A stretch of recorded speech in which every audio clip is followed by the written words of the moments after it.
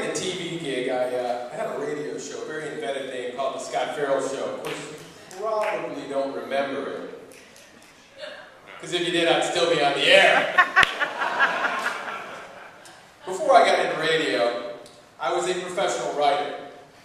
And my specialty was inserting big words into sentences to confuse people. I was a lawyer. But today I am part of a very exclusive fraternity. I am one of 158,462 men who volunteer to be stay-at-home dads.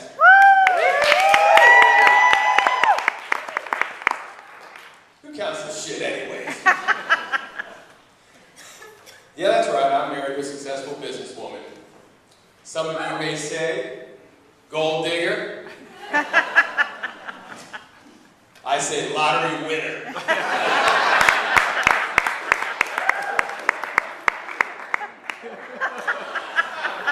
What's with the leg? Yeah, we had a classic romance. None of this internet tawdry crap. I picked her up in a parking lot at a Howard Ave bar.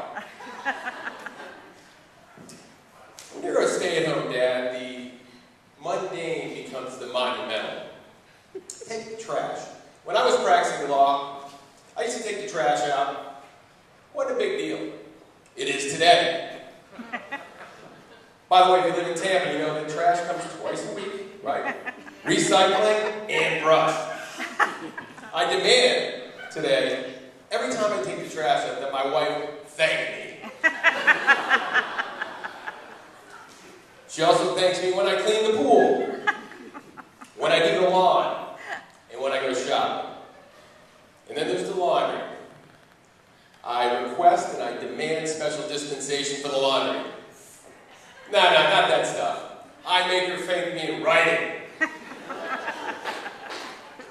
The first 12 months of being a stay-at-home dad was pretty easy. Nothing really changed. My son Harrison was like a pet rock with a little poop thrown in.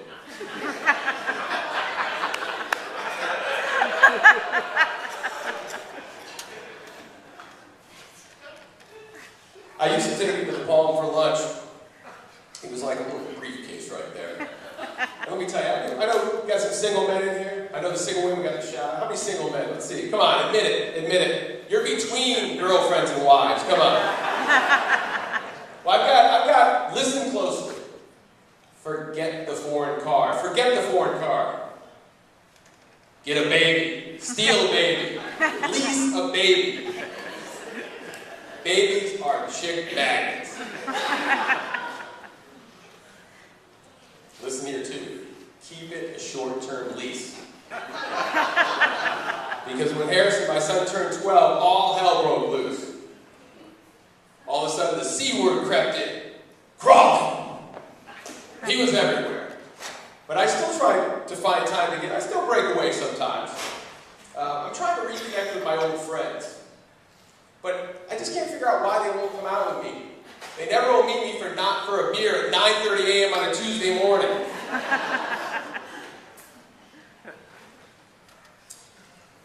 not sure if I'm really lonely. I go to Starbucks 5 days a week. I'm lonely. Being a stay-at-home dad, you develop a split personality. You can't help it. There's this battle inside me. There's good Scott and bad Scott. Take music. Good Scott. The itsy bitsy spider went up the water's hot. Down came the rain and washed the spider out. Bad Scott. He's got a little, maybe a minimal, medium rap music habit. Remember, habit's good, addition bad. I was walking the mall the other day with my son and my wife, and my son was out in front of us. He was on his leash. It's legal, and it's humane. And my son likes music. He has a way. He kind of gets into the music, and he was bopping along. And if you see him, you think of Snoop Dogg if he had a kid with red hair and blue eyes. he was grooving to the music, and I broke into song. Ain't nothing but a gangster party.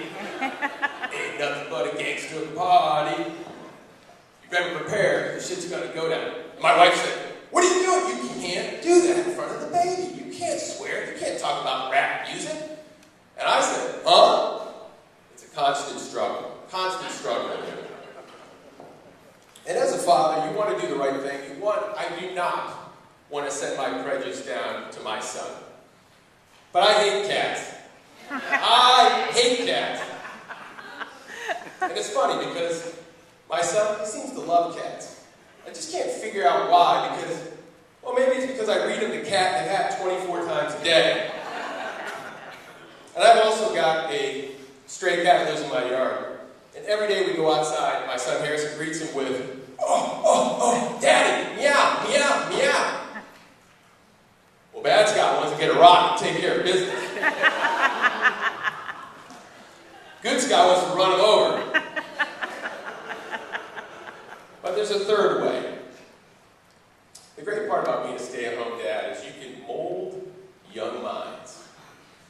So I decided to rewrite The Cat in the Hat in my own terms.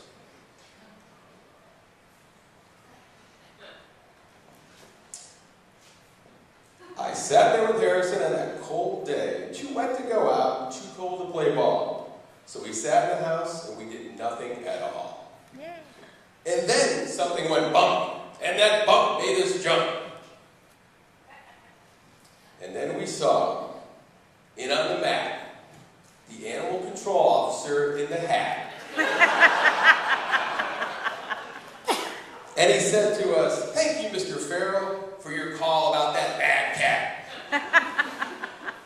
I looked at Harrison, he looked at me, and like that, with the tip of his silky Tampa cap, the animal control man in the hat forced that Farrell-fleeced cat into his steel trap.